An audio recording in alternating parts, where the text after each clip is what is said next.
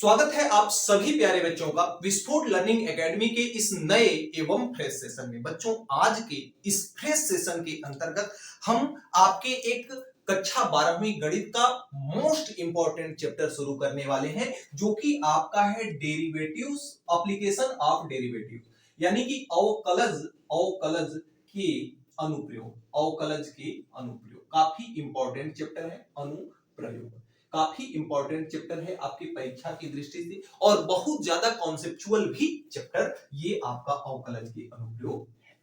देखिए, सिंपल सी बात, सबसे पहले अवकलन जब मैंने आपको पढ़ाया था ना, तो वहां पे मैंने आपको dy बटे dt या dy बटे dx का मतलब समझाया था। यहां पे देखिए, इसमें आपके दो चर हैं, एक आपका y है, दूसरा आपका x है, जिसमें x आपका क्या हो रहा है, x आपका बदल रहा है। x आपका बदल रहा है किसके सापेक्ष, x आपका बदल रहा है किसके सापेक्ष, y के सापेक्ष, यानी नीचे वाला बदल रहा है ऊपर वाले के सापेक्ष। जैसे अगर एक फलन हम यहां पे ले लेते हैं fx बराबर, जो कि आपका है x स्क्वायर प्लस 1, और ये fx ही आपका क्या होता है, y होता है। अब x के मान को हम बदलते हैं, फलन एक ऐसी मशीन है जो कि x के मान को डालते हैं, y बना करके हमें देता है। ठीक, तो यहां से आपका f1 अगर x का मान रखते हैं तो ये 1 का स्क्वायर 1 प्लस 1 यानी कि 2 आ जाएगा, यानी y का मान यहां से एक, x का मान 1 रखने पे 2 दे रहा है, और यहां पे x का मान अगर 2 रखते हैं तो 2 का स्क्वायर 4 प्लस 1 कितना दे रहा है, 5, यानी x का मान 2 डालने पे y का मान कितना आ जा रहा है, 5 आ जा रहा है। और यदि यहां पे x का मान 3 रखते हैं तो 3 त्रिक का 9 प्लस 1 यानी कि कितना आ जा रहा है, 10 आ जा रहा है। x का मान 3 डाल रहे हैं तो y का मान कितना दे रहा है, आपका 10 दे रहा है। बच्चों, इसका मतलब ये समझिएगा कि यहाँ पे x में परिवर्तन हो रहा है तो y आपका क्या हो रहा है, बदल रहा है। x में जिस हिसाब से परिवर्तन होगा उसके अनुरूप y का मान क्या होगा, बदलेगा। बस अवकलन का यही मतलब है। जैसे अगर आपके पास एक वर्ग है, आपके पास एक क्या है, एक वर्ग है जिसकी चारों भुजाएं क्या है, बराबर हैं, तो किसी वर्ग की अगर कोई आपके पास भुजा है तो वर्ग की भुजा को अगर बदलेंगे, जैसे a का मान अगर अभी 1 है, 1 से बढ़ा करके इसको 2 कर देते हैं तो इसका पूरा क्षेत्रफल बताओ बदल जाएगा कि नहीं बदल जाएगा, इसका पूरा क्षेत्रफल बदलेगा कि नहीं बदलेगा। तो यानी कि इसके a में परिवर्तन किया जा रहा है, इसकी भुजा में परिवर्तन किया जा रहा है, और इसका पूरा क्षेत्रफल अपने आप बदल जा रहा है। बस यही अवकलन का मतलब है कि परिवर्तन संसार का नियम है। अब यही परिवर्तन अवकलज के अंतर्गत आपका एकदम मोस्ट तरीके से, एकदम लॉजिक के साथ आपको समझना पड़ेगा। आइए चलते हैं, इसको रफ करते हैं और आपके प्रश्नावली के सवालों को समझाते हैं बिल्कुल कॉन्सेप्ट के साथ। प्रश्न संख्या 1 को बच्चों बहुत ध्यान से समझिएगा, मस्त सा प्रश्न है। प्रश्न कहता है कि यदि एक घन की कोर को भुजा हम कहते हैं, भुजा को ही हम क्या कहते हैं, कोर कहते हैं। तो यदि एक घन की कोर 5 सेंटीमीटर प्रति सेकंड की दर से बढ़ रही है, यानी कोर में परिवर्तन हो रहा है, किसके सापेक्ष, टी के सापेक्ष। तो जिसमें परिवर्तन हो रहा हो, सबसे पहले यहां पे सॉल्यूशन डालेंगे, और सॉल्यूशन डालने के बाद जो चीज हमें प्रश्न में गिवन होगा उसको लिखेंगे सबसे पहले। तो प्रश्न में सबसे पहली चीज गिवन क्या हो रहा है, हमने बताया कि जो चीज बदल रही होती है, जिसके सापेक्ष बदल रहा होता है, उसको ऊपर रखते हैं, और जो चीज बदल रही होती है उसे हम नीचे रखते हैं। तो यहां पे कह रहा है कि घन की कोर 5 सेंटीमीटर प्रति सेकंड की दर से बदल रही है, यानी किस दर से बदल रही है, जिस दर से बदल रही हो उसको हम क्या लिखते हैं, नीचे लिखते हैं, और जो बदल रहा हो उसको ऊपर लिखते हैं। तो कोर यानी कि भुजा को हम ए से डिनोट यहां से कर रहे हैं, तो जिसमें 5 सेंटीमीटर की वृद्धि हो रही है प्रति सेकंड। तो ये डी ए बटे डी का मान कितना दिया है, 5 सेंटीमीटर दिया हुआ है। आगे कहता है कि तो घन के आयतन किस दर से बढ़ेगा, फिर यहाँ पे समय में बढ़ने में पूछ रहा है, तो यानी कि घन का आयतन जो है डीवी बढ़ेगा किस दर से, दर को हम कहते हैं dt बटे dt। तो dv बटे dt का मान आपसे क्या कर रहा है, पूछ रहा है। और आगे कहता है यदि कोर की लंबाई कितनी हो, 8 सेंटीमीटर हो, यानी a का मान कितना दे रखा है, 8 सेंटीमीटर आपको दे रखा है a का मान। कैसे करेंगे, ध्यान से समझिएगा। यहां लिखेंगे कि हम जानते हैं कि घन का आयतन, घन का आयतन, घन का आयतन जो होता है ना बच्चों, वो होता है v बराबर a का क्यूब। घन का आयतन कितना होता है? v बराबर a का क्यूब। यहां से अगर इसके दोनों पक्षों का, इसके दोनों पक्षों में किसके सापेक्ष करेंगे अवकलन? समय के सापेक्ष चीजें बदल रही है ना, तो t के सापेक्ष क्या करेंगे हम यहाँ पे? अवकलन। t के सापेक्ष यहाँ पे हम क्या करेंगे बच्चों? अवकलन। तो ये जब v का अवकलन t के सापेक्ष किया जाएगा तो dv बटे कितना हो जाएगा? dt, और इधर में a का क्यूब है तो ये हो जाएगा d बटे dt और a का क्यूब। ये तो हमें ज्ञात ही करना है, dv बटे dt तो हमें ज्ञात ही करना है।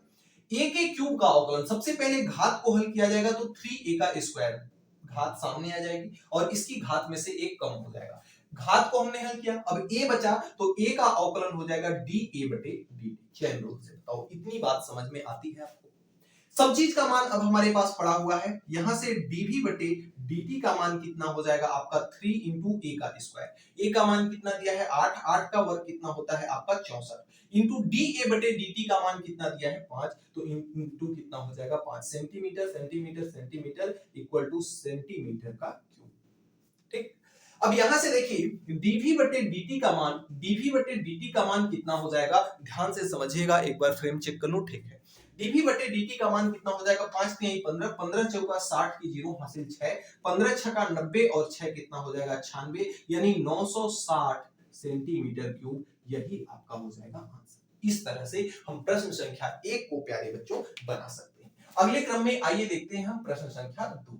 अगर प्रश्न संख्या 2 को यहां से देखा जाए तो प्रश्न संख्या 2 देखिए क्या कहता है, सेम पहले ही जैसा प्रश्न है। कहता है कि यदि घन की भुजा 2 सेंटीमीटर प्रति सेकंड की दर से बढ़ रही है। सबसे पहली चीज जो यहाँ पे सवाल में गिवन होगा, उसको हम क्या करेंगे? लिखेंगे। तो सवाल में गिवन क्या है कि घन की भुजा 2 सेंटीमीटर प्रति सेकंड की दर से बढ़ रही है, यानी समय बदल रहा है, जो बदल रहा होता है नीचे, और किसके सापेक्ष? भुजा के सापेक्ष। तो डी ए को ऊपर लिखते हैं, इज इक्वल टू कितना दे रखा है? 2 सेंटीमीटर। आगे कहता है कि बढ़ रही है तो भुजा, तो 3 सेंटीमीटर भुजा के आयतन में किस दर से वृद्धि होगी? यानी a का मान कितना दे रखा है? 3 सेंटीमीटर, और d भी आयतन में कितनी दर से वृद्धि होगी ये आपसे पूछ रहा है। आपको यहाँ पे सेम पहले ही जैसे बनाना है। आप जानते हो कि जो घन का आयतन कितना होता है बच्चों? तो घन का आयतन होता है v बराबर a का क्यूब। अब यहाँ पे हम t के सापेक्ष क्या करेंगे? t के सापेक्ष हम क्या कराएंगे? t के सापेक्ष दोनों पक्षों में कराएंगे बच्चों अवकलन। तो अगर अवकलन कराएंगे ना तो t के सापेक्ष v का अवकलन क्या होगा? dv बटे dt हो जाएगा, और इक्वल टू ये आपका d बटे dt क्या हो जाएगा? a का क्यूब। सिंपल सा यही अवकलन आपका आएगा जो इसका आया, तो ये आपका हो जाएगा dv बटे dt बराबर ये होगा 3a का स्क्वायर da बटे dt। सबका मान दिया हुआ है, यहां से dv बटे dt हमें निकालना है। 3 इंटू a का स्क्वायर, a का मान 2 है, a का स्क्वायर, a का मान 3 है, 3 का स्क्वायर कितना हो जाता है आपका? 9। 3 का स्क्वायर कितना हो जाता है? 9। da बटे dt का मान कितना दिया है? 2, तो ये हो जाएगा 2। 9 दूना 3 दूना 6, 9 छका आपका हो जाएगा dv बटे यहाँ हो जाएगा dt, 9 छका कितना हो जाएगा आपका? 54, और ये सेंटीमीटर सेंटीमीटर सेंटीमीटर, ये हो जाएगा सेंटीमीटर का क्यूब, यानी कि सेंटीमीटर का क्यूब। यही आपका हो जाएगा आंसर बच्चों। तो इस तरह से आप प्रश्न संख्या दूसरे को क्या कर सकते हो बच्चों? बना सकते हो। 54 घन सेंटीमीटर। देखिए सेंटीमीटर के क्यूब को जब किसी की घात 3 होती है ना तो उसको घन कहते हैं, तो ये 54 को हम ऐसे भी लिख सकते हैं घन सेंटीमीटर। इसमें आप कंफ्यूज मत होइएगा, ये लिखें चाहे आप इसको ये लिखें 54 सेंटीमीटर का क्यूब, ये दोनों ही बातें आपस में क्या है? बराबर हैं। इस चीज को आप याद रखिएगा, सेंटीमीटर या घन। तो इस तरह से आपका पहला और दूसरा प्रश्न कंप्लीट। आपका प्रश्न संख्या तीसरा है। प्रश्न संख्या तीसरे को बहुत ध्यान से देखिएगा, और जो चीज सबसे पहली बात जो यहाँ पे गिवन होती है उसको सबसे पहले लिखते हैं जो चीज दिया हुआ होता है। तो जो गिवन है उसको लिखेंगे। प्रश्न संख्या पढ़िएगा 3 को। एक वृत्त की त्रिज्या 3 सेंटीमीटर प्रति सेकेंड की दर से बढ़ रही है, जिस दर से बढ़ रही होती है उस दर को हम, ये आपकी त्रिज्या है, किस दर से बढ़ रही है, dt, यानी कि समय के सापेक्ष बढ़ रही है। तो dr बटे dt है और इसका मान कितना दे रखा है, 3 सेंटीमीटर। कितना दे रखा है, 3 सेंटीमीटर बढ़ रही है। जब वृत्त की त्रिज्या 10 सेंटीमीटर है, जब वृत्त की त्रिज्या कितनी है, 10 सेंटीमीटर है, यानी r का मान कितना दे रखा है, 10 सेंटीमीटर है, तब किस दर से वृत्त का क्षेत्रफल बदल रहा होगा, यानी वृत्त का क्षेत्रफल dA बटे कितना हो जाएगा, ये dt। क्षेत्रफल को a से डिनोट करते हैं, ये आपसे पूछ रहा है। सबसे मुख्य चीज यहां पे जो है वृत्त का क्षेत्रफल है। तो आप जानते हो कि जो वृत्त का क्षेत्रफल होता है, वृत्त का क्षेत्रफल a बराबर आपका होता है क्या, पाई r स्क्वायर। कितना होता है, पाई r स्क्वायर। वृत्त का क्षेत्रफल बराबर आपका होता है पाई r स्क्वायर। अब अगर इसको आप t के सापेक्ष, समय के सापेक्ष चीजें बदल रही हैं, तो t के सापेक्ष आप क्या करेंगे, यहाँ पे अवकलन। तो t के सापेक्ष जब इसका करा देंगे आप अवकलन बच्चों, तो ये आपका क्या हो जाएगा, इधर आपका हो जाएगा dA बटे dt, और इधर में देखिए पाई का अवकलन होगा नहीं, पाई एक कांस्टेंट वैल्यू है जिसका मान होता है 22/7। तो पाई को हम अवकलन से क्या करेंगे, बाहर निकाल देंगे, और d बटे dt किसका होगा, r के स्क्वायर का। ध्यान से समझिएगा, इधर आपका क्या है, dA बटे में क्या है, इधर dt है, बराबर पाई का अवकलन होगा नहीं, r स्क्वायर। घात को सबसे पहले हल करेंगे तो 2 सामने आ जाएगा, इसकी पावर में से 1 कम हो जाएगी, तो r की पावर 2 में से 1 कम होगी तो 1 बचेगा। और r अब यहां बचा, ये आपका हो गया dr बटे dt। चलो अब यहां से dA डिवाइड बाई dt का जो मान निकल के आया, ये 2 पाई r हो गया, 2 पाई, और साथ में क्या हो गया r की वैल्यू कितना दे रखी है, r की वैल्यू है आपकी 10 सेंटीमीटर। तो इनटू में आपका हो जाएगा 10, और इनटू में dr बटे dt का मान कितना दिया है, 3, तो ये आपका हो जाएगा 3। तो यहां से अगर आप देखें तो इसका मान कितना निकल के आएगा, 10 तियाई 30, 30 गुना कितना हो जाएगा, 60, तो ये हो जाएगा 60 पाई। क्या होगा, dA बटे dt का मान कितना हो गया, 60 पाई, 6 पाई नहीं 60 पाई, ये क्या हो गया आपका 60 पाई। dA बटे dt का मान कितना हो गया, 60 पाई। अब ये चूंकि क्षेत्रफल है ना, क्षेत्रफल को का जो मात्रक होता है वो होता है वर्ग सेंटीमीटर, यानी कि सेंटीमीटर का स्क्वायर। यही आपका क्या हो जाएगा, आंसर। तो इस तरह से बच्चों प्रश्न संख्या 3 को आप बना सकते हो। अगले क्रम में आइए देखते हैं प्रश्न संख्या 4। इसका जो प्रश्न संख्या 4 है, प्रश्न संख्या 4 को पढ़िएगा। ये जो प्रश्न संख्या तीसरा है ना, ये आपका छत्तीसगढ़ 2018 में पूछा गया प्रश्न है, तो इंपॉर्टेंट है, एक सवाल ऐसा नॉर्मल सा पूछा जाता है आपसे। चौथा प्रश्न है कि एक वृत्त की त्रिज्या 0.5 सेंटीमीटर की दर से बढ़ रही है। इसमें जो आपको गिवन है, जो आपको दिया हुआ है वह क्या है, वृत्त की त्रिज्या बढ़ रही है, dr त्रिज्या बढ़ रही है किसके सापेक्ष, समय के सापेक्ष। वह कितना है, 0.5 सेंटीमीटर की दर से क्या हो रही है, बढ़ रही है। जब वृत्त की त्रिज्या 2 सेंटीमीटर है, यानी r का मान कितना है, 2 सेंटीमीटर है, तो आपको क्या ज्ञात करना है, तो किस दर से वृत्त की परिधि बढ़ रही होगी, किस दर से वृत्त की परिधि बढ़ रही होगी। परिधि को फाइनली हम s से दिखा देते हैं, तो ये हो जाएगा dt, dr बटे ds बटे क्या हो जाएगा आपका, dt हो जाएगा। तो ये आपका ds बटे dt परिधि आपसे पूछ रहा है, इसको परिधि को हम c से भी डिनोट कर देते हैं, ठीक है ना। तो ये आपका dc बटे क्या हो जाएगा, dt। आपको पता है जो वृत्त की परिधि होती है, वृत्त की परिधि जिसे हम किससे डिनोट यहाँ पे किए हैं, c से डिनोट किए हैं। वृत्त की परिधि c बराबर होता है 2 पाई r। वृत्त की परिधि c बराबर कितना होता है बच्चों, 2 पाई r होता है। अब यहां से आप इसका सारी चीजें t के सापेक्ष बदल रही हैं, तो यहाँ पे क्या करेंगे, t के सापेक्ष यहाँ पे क्या करेंगे, आप अवकलन करेंगे बच्चों। तो t के सापेक्ष जब इसका अवकलन कर देंगे तो इधर में आपका हो जाएगा dc बटे dt। 2 पाई ये कांस्टेंट वैल्यू है, इसका अवकलन नहीं होगा, सिंपल सा अवकलन किसका होगा, dr बटे dt का, dr बटे dt का। अब यहाँ पे r का कोई मतलब नहीं है, r का यहाँ पे कोई मतलब है नहीं, ये आपका dc बटे dt का मान कितना हो जाएगा, 2 पाई इधर है, dr बटे dt का मान कितना दिया है, 0.5। 0 पॉइंट क्या दिया हुआ है 5। तो यहां से BC बटे DT का मान कितना हो जाएगा आपका 5 गुना 10 यानी कि 1 पाई के बराबर हो जाएगा, पाई वर्ग सेंटीमीटर। पाई वर्ग सेंटीमीटर, सेंटीमीटर को भी हिंदी में लिख दो सर, वर्ग सेंटीमीटर, यही आपका हो जाएगा आंसर। तो प्रश्न संख्या चौथा का जो उत्तर हो जाएगा वह कितना हो जाएगा, पाई सेंटीमीटर।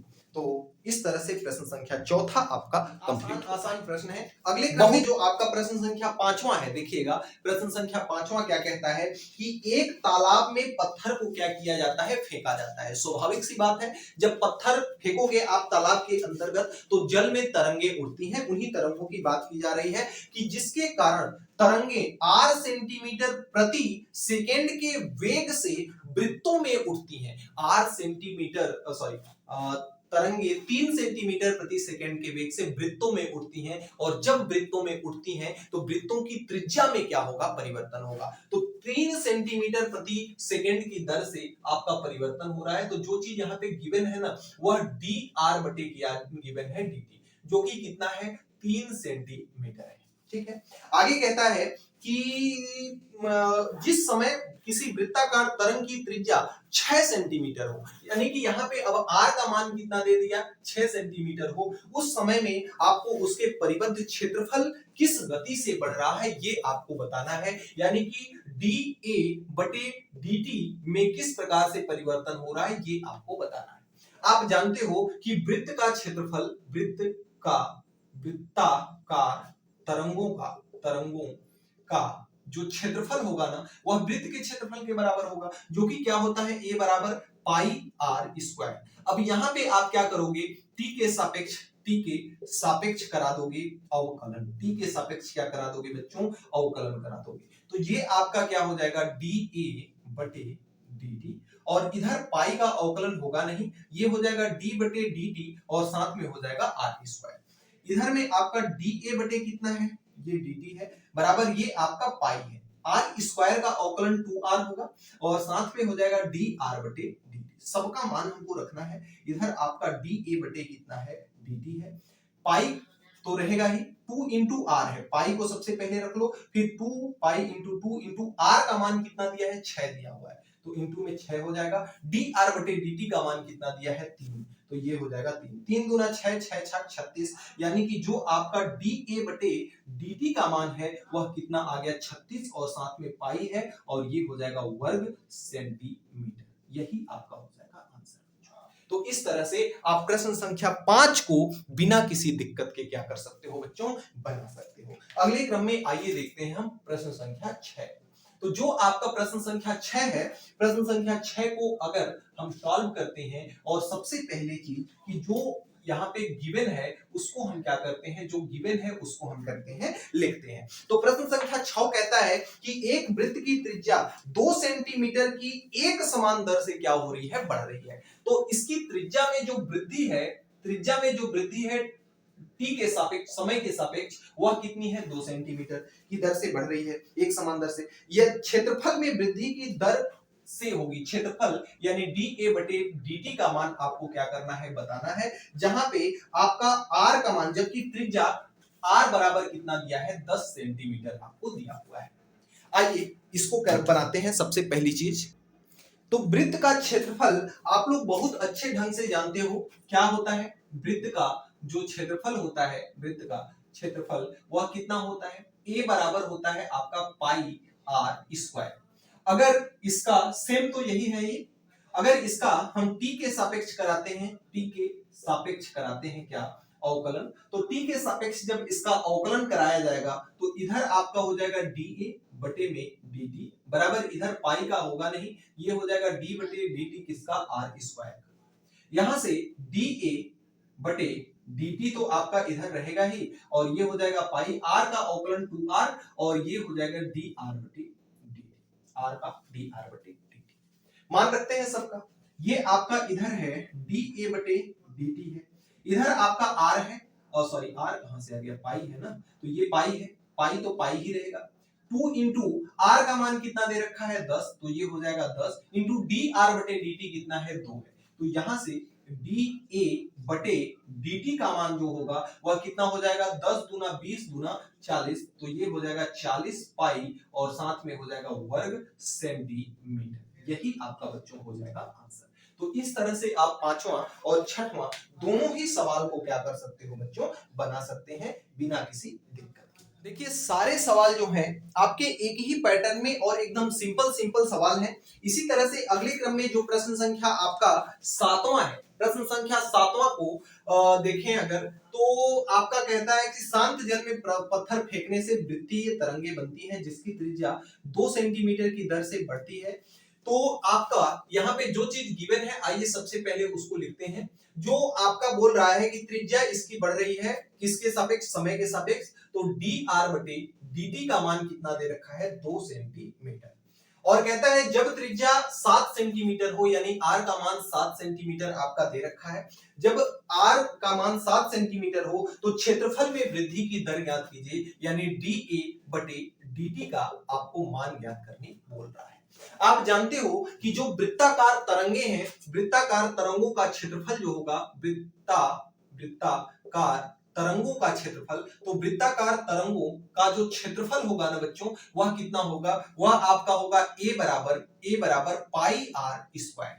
अब इसका अगर हम t के सापेक्ष करते हैं अवकलन, तो t के सापेक्ष अवकलन करने पर हमें क्या मिलेगा, अवकलन करने पर यहाँ पे हमें मिलेगा, इधर मिलेगा dA बटे dt और इधर मिलेगा पाई बाहर, और ये हो जाएगा d बटे dt किसका, आर स्क्वायर का। तो ये सेम पैटर्न का सारा सवाल यहाँ पे दिया हुआ है अभी तक। तो ये है पाई और ये हो जाएगा 2r dr बटे dt। तो यहाँ से dA बटे dt का मान कितना हो जाएगा, पाई तो पाई ही रहेगा, 2 इंटू आर का मान कितना दे रखा है 7 और इसका मान कितना दे रखा है 2, तो 2 दूना 4 7 चौक 28, यानी dA बटे dt का मान कितना दे रखा है 28 इंटू पाई और ये हो जाएगा वर्ग सेंटीमीटर। इस तरह से हम प्रश्न संख्या 7वां को बना सकते हैं। अगर प्रश्न संख्या 8वीं को देखा जाए तो प्रश्न संख्या 8वां अगले क्रम में देखिए क्या है, थोड़ा सा अलग किया हुआ है। यहाँ पे वृत्त के जगह पर अब गोले की बात कर रहा है प्रश्न संख्या 8वां। तो कहता है कि एक गुब्बारे की त्रिज्या, गुब्बारा कैसा होता है, गोल होता है ना, वृत्त नहीं होता है। वृत्त और गोले में अंतर है। देखिए जो आपका गुब्बारा है वह आपका गोल है, लेकिन जो आपकी चूड़ी है वह आपका वृत्त है। जो महिलाओं के हाथ में कलाई में चूड़ी रहती है ना, वो वृत्त है, लेकिन गुब्बारा गोला है। तो यहाँ पे देखिए, आइए बनाते हैं प्रश्न संख्या 8 को, जिसमें सबसे पहले जो चीज हमें गिवन होगा उसको हमें क्या करना होगा, लिखना पड़ेगा। तो जो आपका गिवन है बोल रहा है कि एक गुब्बारे की त्रिज्या 10 सेंटीमीटर प्रति दर से क्या हो रही है, बढ़ रही है, यानी जो त्रिज्या में वृद्धि है डी आर बटे dt से दिखाते हैं, जो कि कितना है 10 सेंटीमीटर है। आगे कहता है कि जब गुब्बारे की त्रिज्या 15 सेंटीमीटर हो, यानी इसके आर का मान कितना हो, 15 सेंटीमीटर हो, तो किस दर पर गुब्बारे का सतही क्षेत्रफल बढ़ेगा। गुब्बारे के सतह का जो क्षेत्रफल होगा, क्षेत्रफल को ए से डिनोट करते हैं, वह किस अंदाज में बढ़ेगा, किस रूप में बढ़ेगा, ये आपको बताना है। यानी अगर यहाँ पे आप गुब्बारे का क्षेत्रफल अगर देखा जाए, सतही क्षेत्रफल, तो गुब्बारे का क्षेत्रफल या गोले का क्षेत्रफल जो होता है ना, वह पाई आर स्क्वायर नहीं 4 पाई आर स्क्वायर होता है। कितना होता है, 4 पाई आर स्क्वायर।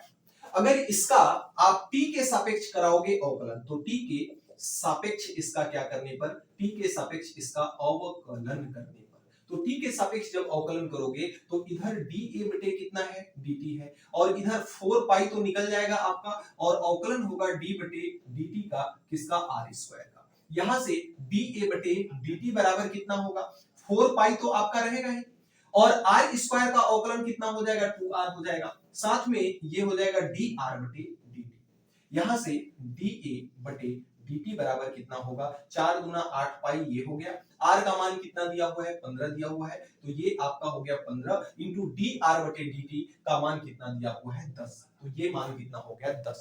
अब यहां से देखिए dA बटे जो dt का मान आ गया ना, वह कितना आ गया, 15 दहाई में 150, 15 दहाई में 150 और 15 अठे 120, 15 अठे कितना हो जाएगा आपका 120, और 120 में 10 का मल्टीप्लाई होगा, तो 120 में 10 का मल्टीप्लाई होगा तो कितना हो जाएगा 1200 पाई, और ये हो जाएगा सेंटीमीटर का स्क्वायर। यही आपका हो जाएगा बच्चों आंसर। यही आपका क्या हो जाएगा, आंसर हो जाएगा। तो इस तरह से प्रश्न संख्या 7 और प्रश्न संख्या 8 को आप क्या कर सकते हो, बना सकते हो। अगले क्रम में जो आपका प्रश्न संख्या 9 है, प्रश्न संख्या 9 कहता है कि गोले के आयतन एक गोले के आयतन के परिवर्तन की दर इसकी त्रिज्या के सापेक्ष ज्ञात कीजिए। आयतन में परिवर्तन की दर त्रिज्या के सापेक्ष, ये चीज आपको बोल दिया है। तो आपका जो गिवन है यहाँ पे वह क्या है, आयतन में परिवर्तन की दर किसके सापेक्ष, त्रिज्या के सापेक्ष, यानी dr आपसे पूछ रहा है, ठीक है। और आपसे आप दिया क्या है, जबकि इसकी त्रिज्या r बराबर कितनी दिया हुआ है, r बराबर दिया हुआ है बच्चों 3 सेंटीमीटर। आइए बनाते हैं प्रश्न संख्या 9। अब यहां पर जो आपका आयतन है, किसका आयतन बोल रहा है, प्रश्न संख्या 9 गोले का ना। तो यहां पे आप जानते हो कि जो गोले का आयतन है ना, गोले का आयतन क्या होता है, गोले का आयतन होता है बच्चों v बराबर क्या होता है, 4/3 पाई r क्यूब होता है। अब यहाँ पे त्रिज्या के सापेक्ष सब कुछ बदल रहा है, तो r के सापेक्ष हम यहाँ क्या करेंगे, अवकलन कराएंगे। जिसके सापेक्ष बदल रहा होता है ना, उसी के सापेक्ष हम क्या कराते हैं, अवकलन कराते हैं। तो इधर आपका dv/dr हो जाएगा, और इधर 4/3 इंटू पाई, ये तो कांस्टेंट वैल्यू है, इसका अवकलन होगा नहीं। d/dr किसका होगा, r के क्यूब का अवकलन। यहां से देखिए ये हो जाएगा dv/dr बराबर 4/3 इंटू पाई, तो ये रहेगा ही। r क्यूब का अवकलन कितना होगा, 3r का स्क्वायर, इंटू में r का जब अवकलन कराएंगे तो dr/dr 1 आ जाएगा, तो इंटू में कितना आ जाएगा आपका 1। तो dv क्या हो जाएगा dr बराबर, समझे ना, जैसे x का x के सापेक्ष अवकलन 1, तो r का r के सापेक्ष अवकलन कितना 1। तो ये आपका 4/3 इंटू पाई तो है ही, साथ में 3 है, और इंटू में आपका कितना है, इंटू में आपका कितना है r का स्क्वायर, r का मान कितना दिया है 3, 3 का स्क्वायर कितना होता है 9। और यहाँ पे देखिए 3 से 3 कट गया, 9 चौक कितना हो जाएगा 36, यानी dv/dr की वैल्यू कितना आ गया 36 पाई और वर्ग सेंटीमीटर, या सेंटीमीटर का स्क्वायर।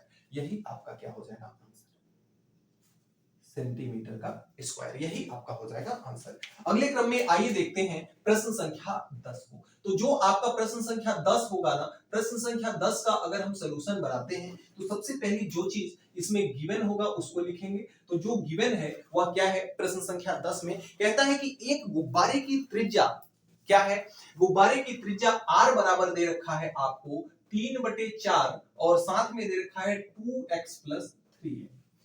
x के सापेक्ष इसके आयतन में परिवर्तन की दर ज्ञात कीजिए, यानी कि x के सापेक्ष आयतन में परिवर्तन, तो आयतन में परिवर्तन की दर किसके सापेक्ष, x के सापेक्ष आपको बताना है।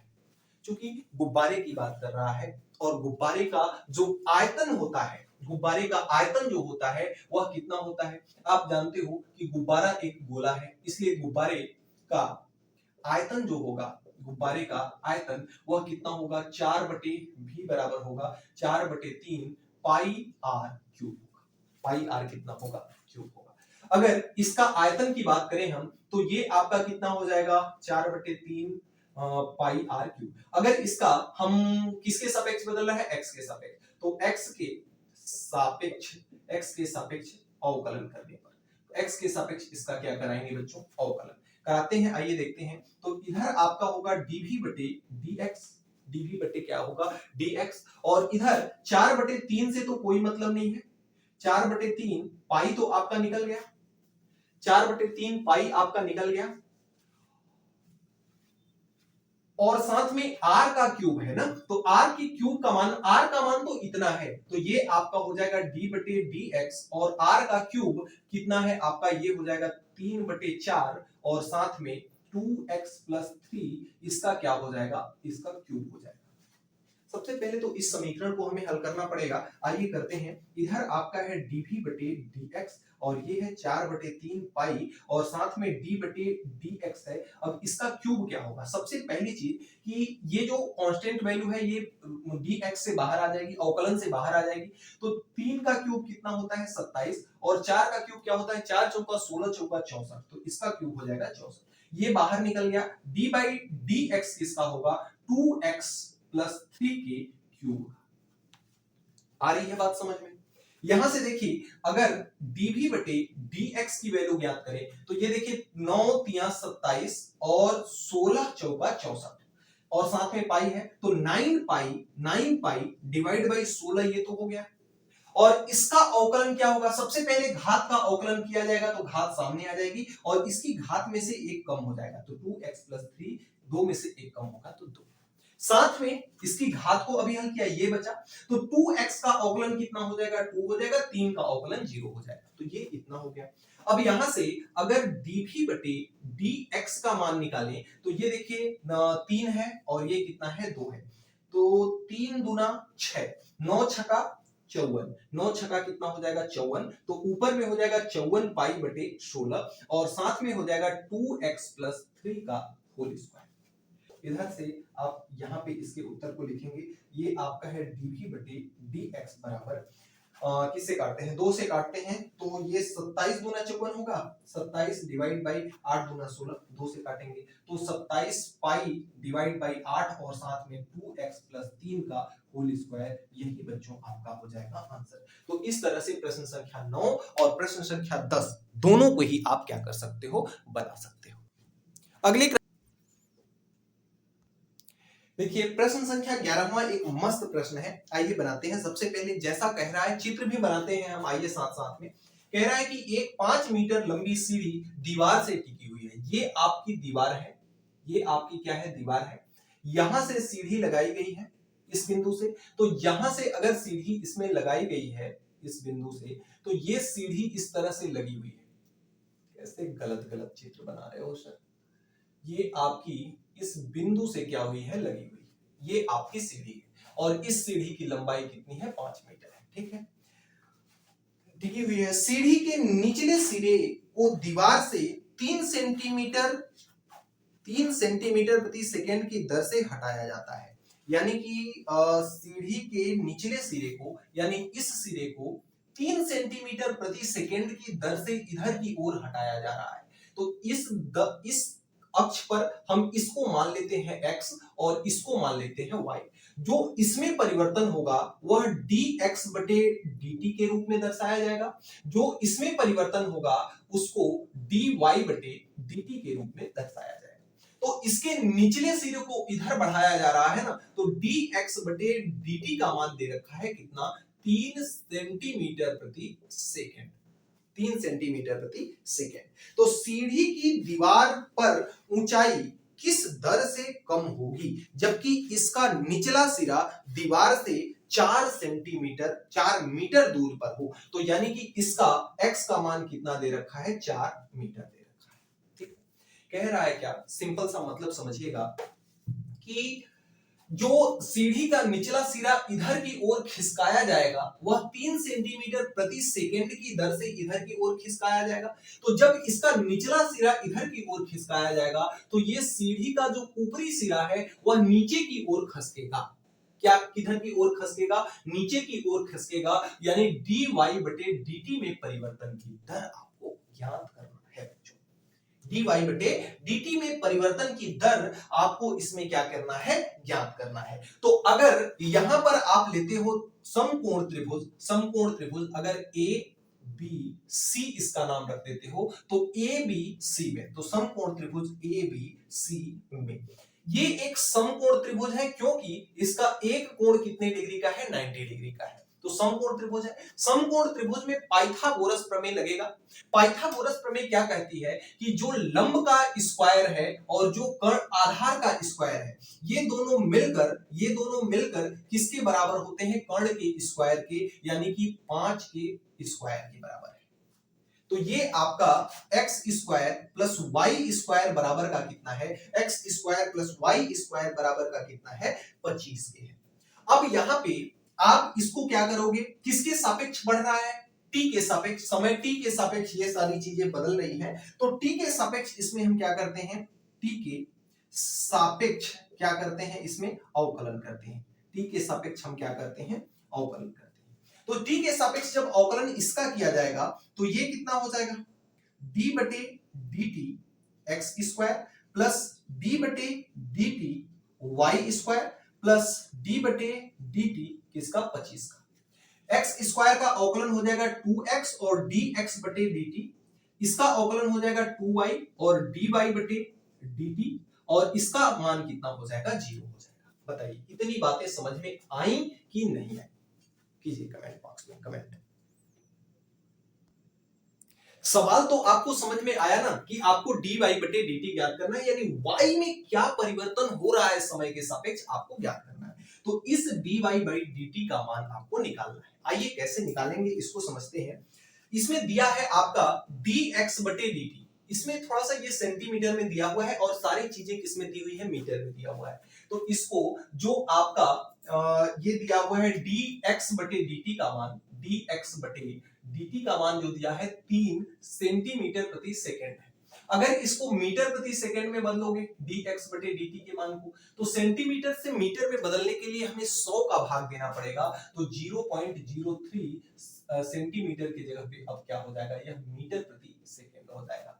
ठीक है, अब इसमें हम मान को रखते हैं, इसको मान लेते हैं समीकरण नंबर 1, और यहाँ पे कहते हैं समीकरण 1 से। समीकरण 1 क्या है, 2x dx बटे dt, 2y dy बटे dt, इन दोनों में 2 कॉमन भी है, 2 को कॉमन लेकर के अगर 0 के पास भेज देंगे तो खत्म हो जाएगा। यहां से बचा x इंटू dt, तो x इंटू dt, x का मान कितना है 4, तो 4 इंटू dt का dx बटे dt, तो dx बटे dt का मान कितना है 0.03 है। और आपका प्लस का है y इंटू dy बटे dt, बराबर का कितना है 0 है। इसको उठा करके उधर भेज दो तो ये हो जाएगा y इंटू dy बटे dt, 4 तिहाई हो जाता है कितना 12, तो ये हो जाएगा 0.12, और ये चीजें जब इससे इधर से उठ करके उधर जाएंगी तो माइनस में 0.1 एंड 2 हो जाएगा। y को उधर भेज दो तो इधर है dy बटे dt और इधर जाएगा तो माइनस का 0.12 डिवाइड बाई क्या हो जाएगा, y हो जाएगा। अब हमें मेन चीज क्या यहाँ पे ज्ञात करनी है, y की वैल्यू को ज्ञात करना है। y की क्या करना है, वैल्यू को ज्ञात करना है। अगर इसको मान लेते हैं, इसको समीकरण नंबर 2 बना देते हैं और इसको बना देते हैं समीकरण नंबर 1। अब यहाँ पे हम लिखेंगे समीकरण 1 से, यहाँ पे हम क्या लिखेंगे, समीकरण 1 से y का मान हम निकालेंगे, और y का मान निकालने के बाद इस समीकरण में रख देंगे, हमारा dy बटे dt का मान निकल जाएगा बच्चों। तो यहां से देखिए x स्क्वायर, x का मान है 4, 4 का स्क्वायर कितना होता है, 4 चौका 16, तो ये होता है 16, प्लस का है आपका y स्क्वायर बराबर का कितना है 25, तो y स्क्वायर बराबर 16, 25 माइनस 16 यानी कि 9, तो y स्क्वायर y बराबर कितना हो जाएगा प्लस माइनस 3। तो चूंकि ये एक दूरी है, यह एक क्या है, दूरी है, दूरी कभी ऋणात्मक नहीं होती, तो इसमें y का मान हमेशा प्लस में ही दिया जाएगा। y का मान कितना आ गया, 3 आ गया। अब अगर हम dy बटे dt का मान निकालें, dy बटे dt का मान निकालें, तो dy इसको मान लेते हैं समीकरण नंबर 3, तो यहां लिखेंगे समीकरण 3 से dy बटे dt बराबर कितना है 0.12 डिवाइड बाई कितना, y, डिवाइड बाई क्या है, y है, और y का मान रखते हैं, तो यहां से dy बटे dt बराबर कितना हो जाएगा 0.12 डिवाइड बाई माइनस का, डिवाइड बाई कितना हो जाएगा 3। अब इसमें जब भाग लगाया जाएगा किसका, 3 का, इसमें जब भाग लगाया जाएगा किसका, 3 का, तो 3 का भाग लगाने पर यह कितना हो जाएगा 4 तिहाई 12, तो ये हो जाएगा dy बटे dt इज इक्वल टू 0.04 हो जाएगा। ठीक है, अब यहां से ये dy बटे dt मीटर प्रति सेकंड है, मीटर प्रति क्या है, सेकंड है। अगर उत्तर आपका सेंटीमीटर में दिया है ना, तो सेंटीमीटर में बदलने के लिए इसको हम क्या करेंगे, dy बटे dt को सेंटीमीटर बदलने के लिए 100 का गुणा करेंगे, तो 4 सेंटीमीटर प्रति सेकंड, ये आपका हो जाएगा आंसर। तो इस तरह से बच्चों हम क्या कर सकते हैं, प्रश्न संख्या 11 को बना सकते हैं। बहुत आसान सा प्रश्न था यार, बस थोड़ा सा समझना था। और चूंकि ये ऋणात्मक वैल्यू दे रहा है, ऋणात्मक मान बस इतना बता रहा है आपका कि जो परिवर्तन हो रहा है ना, यह घट रहा है, यानी यह dy बटे dt की वैल्यू x की तरफ आ रही है, घट रही है धीरे धीरे। जब इसको आगे की ओर ले आएंगे तो यह सीढ़ी एग्जैक्ट ऐसे हो जाएगी, 0 हो जाएगा। बिल्कुल इसमें परिवर्तन जो है ना, वह आगे चल करके 0 हो जाएगा, ये चीज आपको माइनस बताना है।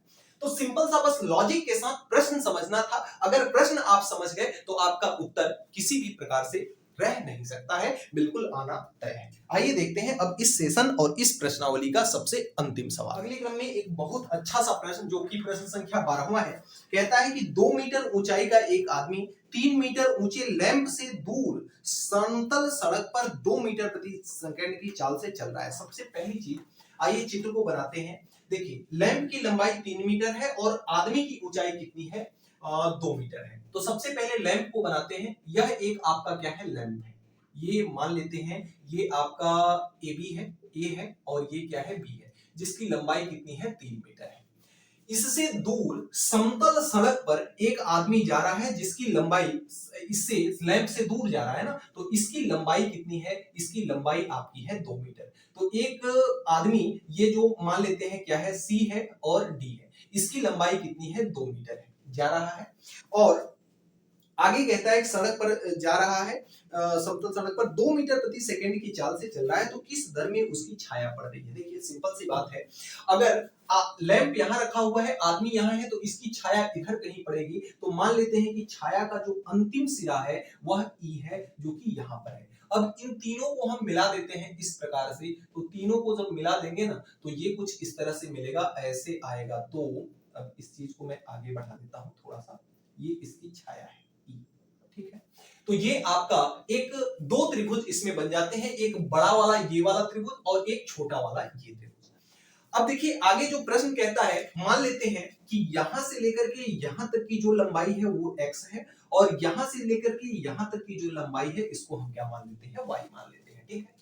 अब अगर अगले क्रम में कह रहा है कि जो सड़क, समतल सड़क पर 2 मीटर प्रति सेकंड की चाल से चल रहा है, ये देखिए व्यक्ति यहां से इधर जा रहा है, तो x जब व्यक्ति चलेगा ना, तो कौन बदलेगा? x, किसके सापेक्ष? समय के सापेक्ष। तो जो चीज यहाँ पे गिवन है, जो चीज गिवन है वो क्या चीज है? सबसे पहले उसको लिखना है। तो देखिए कह रहा है कि 2 मीटर प्रति सेकंड की चाल से चल रहा है, तो जब वह समय के सापेक्ष चलेगा तो किसमें वृद्धि होगी? x में। किसके सापेक्ष? समय के सापेक्ष। तो इसको हम लिखेंगे dx बटे dt बराबर दिया है 2 मीटर प्रति सेकंड। पूछ क्या रहा है आपसे? पूछ रहा है कि उसकी छाया की लंबाई बढ़ेगी, उसका अनुपात पूछ रहा है। तो जब ये आगे की ओर चलेगा तो इसकी जो छाया, जो ई है ना, छाया का अंतिम छोर है, वह और आगे जाएगा, और जब और आगे जाएगा तो किस में वृद्धि होगी? y में वृद्धि होगी। किसके सापेक्ष वृद्धि होगी? t के सापेक्ष, जो कि आपसे क्या कर रहा है? पूछ रहा है। बस इतनी सी बात आपसे पूछा है बच्चों।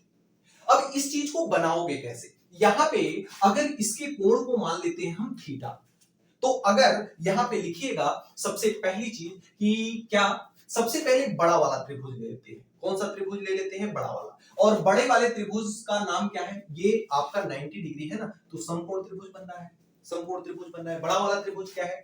बड़ा वाला त्रिभुज है EAB या BAE। तो त्रिभुज BAE में इसमें अगर लेते हैं और इसमें लगाते हैं tan थीटा, tan थीटा बराबर होता है लंब बटे आधार। तो लंब इसका ये है, आधार इसका ये है, तो लंब है आपका 3 मीटर, तो ये आपका हो जाएगा 3 बटे आधार कितना है आपका? सबसे पहले यार इसको ऐसे लिखते हैं, लंब क्या है आपका? AB है, तो AB बटे आधार क्या है? AE है, तो आधार आपका हो जाएगा AE। यहां से tan थीटा जो आएगा, tan थीटा वह AB का मान कितना है? 3 है, और AE का मान क्या है? x प्लस y है, तो ये आपका x प्लस क्या हो जाएगा? y हो जाएगा, ठीक। इसको बना लेते हैं हम समीकरण नंबर 1। अब अगला त्रिभुज समकोण त्रिभुज लेते हैं। क्योंकि ये थीटा है तो ये भी बताओ क्या होगा? सॉरी, इस त्रिभुज को लेंगे ना। त्रिभुज कौन सा है आपका? DCE। तो त्रिभुज DC और E में त्रिभुज इसको लिया जाएगा। तो इसमें अगर हम tan थीटा लगाते हैं तो ये हो जाएगा आपका tan थीटा बराबर लंब बटे आधार। लंब इसका क्या है? CD है, तो लंब आपका CD है, और इसका आधार क्या है? CE है, तो ये आपका CE है। इधर आपका tan थीटा बराबर क्या हो जाएगा? CD का मान कितना है? 2 है, तो इसका मान 2 है, और CE का मान कितना है? y है, तो ये आपका y हो जाएगा। इसको मान लो समीकरण नंबर 2, समीकरण नंबर बन गया 2। अब समीकरण 1 और 2 देखते हो, ये भी tan के बराबर है, ये भी tan के बराबर है, तो यहां से लिखोगे समीकरण 1 व 2 से समीकरण 1 व 2 से अगर देखा जाए तो क्या होगा, tan थीटा के बराबर ये भी है, tan थीटा के बराबर ये भी है, तो इसके RHS भी आपस में बराबर होंगे, यानी 3/x plus Y is equal to 2/y। इसका मल्टीप्लाई इसके साथ, इसका मल्टीप्लाई इसके साथ, ठीक है। तो y का मल्टीप्लाई इसके साथ होगा तो 3y, और इसका मल्टीप्लाई होगा 2x प्लस 2y। 3y को उधर भेज दो या 2y को इधर ला दो, तो ये इधर बचेगा कितना, 2x बराबर 3y में से जब y निकलेगा तो ये बचेगा y, यानी कि y बराबर कितना आ गया, इधर आपका 2y आएगा तो 3y में से 2y निकलेगा तो y, और इधर बचेगा 2x, यानी कि y जो है 2x के बराबर है। अब यहाँ पे सारी कुछ किसके सापेक्ष बदल रहा है, समय t के सापेक्ष बदल रहा है, तो यहाँ पे लिखेंगे t के सापेक्ष हम क्या कराएंगे, यहाँ पे अवकलन कराएंगे बच्चों। तो जब t के सापेक्ष अवकलन कराएंगे तो यहाँ y का अवकलन t के सापेक्ष होगा तो dy बटे कितना होगा, dt होगा, और 2x का अवकलन होगा तो 2 तो बाहर आ जाएगा, ये हो जाएगा dx बटे dt। dx बटे क्या हो जाएगा आपका dt। dx बटे dt का मान कितना है, 2 है, 2 मीटर प्रति सेकंड, तो ये dy बटे dt का मान कितना हो जाएगा, 2 इंटू 2 मीटर प्रति सेकंड है, तो ये हो जाएगा dy बटे dt बराबर 4 मीटर प्रति सेकंड। यही आपका हो जाएगा आंसर, 4 मीटर प्रति सेकंड, यही आपका आंसर हो जाएगा। अगला कह रहा है छाया का एक सिरा गतिमान है, छाया का एक सिरा गतिमान है, छाया का एक सिरा क्या है, गतिमान है। चलिए दूसरे में देखिए आपसे पूछा है कि छाया का एक सिरा गतिमान है, तो देखिए छाया जो इसकी परछाई है उसका जो गति का परिवर्तन है वह कितना है, dx बटे dt है, वह कितना है आपका dx बटे dt है, तो ये आपका हो जाएगा dx बटे dt प्लस जो छाया में परिवर्तन है वह dy बटे dt है, तो ये आपका हो जाएगा dy बटे dt। देखिए जो व्यक्ति यहां से बढ़ेगा तो उसकी लंबाई, उसकी जो गति में है, चाल में है, वह भी वृद्धि होगी, तो इसकी चाल में जब वृद्धि होगी तो छाया की भी चाल में वृद्धि होगी, दोनों को हम क्या करेंगे, जोड़ देंगे। dx बटे dt का मान कितना आया है हमारे पास 2, तो 2 प्लस ये हो जाएगा 4 बराबर 6 मीटर प्रति सेकंड। तो दूसरे का उत्तर जो है 6 मीटर प्रति सेकंड हो जाएगा, और पहले का उत्तर जो है वह 4 मीटर प्रति सेकंड हो जाएगा। इस तरह से आपका प्रश्न संख्या 12 आपका पूरी तरह से कंप्लीट हो जाएगा। बच्चों आज के इस वीडियो सेशन के अंतर्गत 6.1 के हमने सभी सवालों को बिल्कुल सहज, सरल और आसान भाषा में बताया। बहुत सारे सवाल इसमें के हटा दिए गए हैं, नहीं बहुत काफी अच्छे अच्छे स्टैंडर्ड सवाल भी आपको दिए हुए थे, बिल्कुल सिंपल सवाल आपको यहाँ पर दिए गए हैं सिलेबस को चेंज करने के बाद, जो कि आपको एकदम सिंपल वे में समझा दिया गया। वीडियो कैसी लगी कमेंट बॉक्स में कमेंट करके हमें जरूर बताइएगा। किसी भी प्रकार का अगर इस सेशन के अंतर्गत आपका कोई कंफ्यूजन रहता है तो उसे आप कमेंट बॉक्स में तो कमेंट करेंगे ही, साथ ही हमारे व्हाट्सएप ग्रुप को ज्वाइन कर लीजिएगा, फोटो खींच करके वहां पे भेज देंगे तो बिल्कुल क्लियरिटी से आपके डाउट को क्लियर कर दिया जाएगा। साथ ही साथ हमारे टेलीग्राम चैनल को भी ज्वाइन कर लें, भविष्य में आपका उसका भी फायदा देखने को मिलेगा परीक्षाओं में। तो मिलते हैं नेक्स्ट वीडियो में नेक्स्ट टॉपिक के साथ नेक्स्ट डे, तब तक के लिए बाय बाय।